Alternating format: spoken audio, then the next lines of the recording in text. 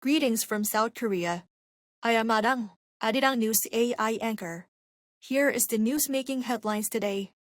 U.S. President Donald Trump said Sunday during a phone call with Axios that the United States is low-keying it in terms of its approach to Iran, saying that Iran is in a very difficult situation economically, even lacking the funds to pay its soldiers. Trump added that the U.S. naval blockade of Iran has further worsened the economic crisis.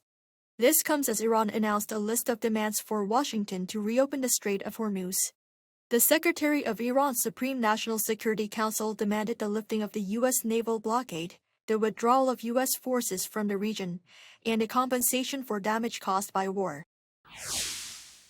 Ukrainian President Volodymyr Zelenskyy said on X on Saturday that up to 50,000 North Korean troops will be deployed to Russia, calling for South Korea to provide air defense support, though Seoul has yet to respond. Ukrainian intelligence says a North Korean missile unit is now being deployed to western Russia, with Pyongyang already sending an estimated 14,000 troops to Russia's Kursk region since 2024. Citing Ukraine's shortage of advanced air defense systems, Zelenskyy also requested support from Seoul and proposed cooperation on drones. Meanwhile, deadly attacks intensified over the weekend, leaving civilian casualties. Russian strikes on Ukraine killed at least 13 people and injured more than 90, while Ukrainian drone attacks in Russia's Belgorod region killed 5 and wounded more than 20.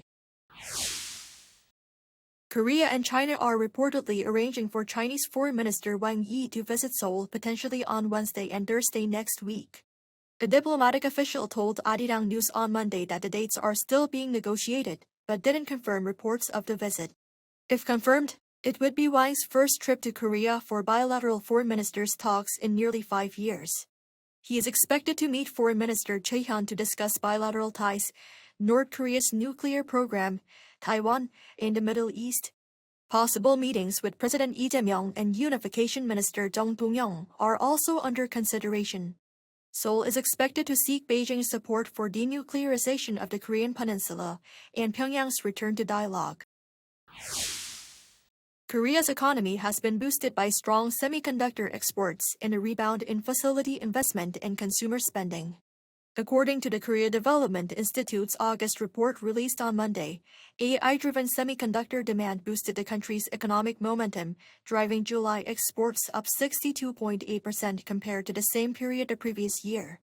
Led by a sharp 58.5% surge in chip-making equipment investment, facility investment jumped 21.7% in June.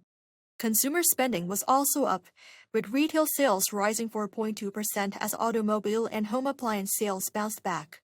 However, the KDI warned that high inflation at 2.8%, slow job growth of just 63,000 jobs, and external threats like U.S. tariffs still pose ongoing risks. Apple is reportedly testing Chinese memory chips across product lines amid tight global supply driven by the AI boom.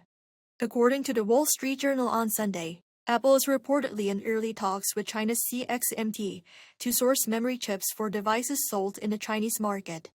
The deal could help Apple ease supply pressure as the tech giant has been raising global product prices due to AI-driven chip costs.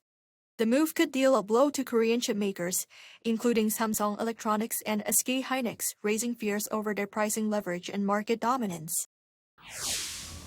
That is all from me today. Thank you for watching.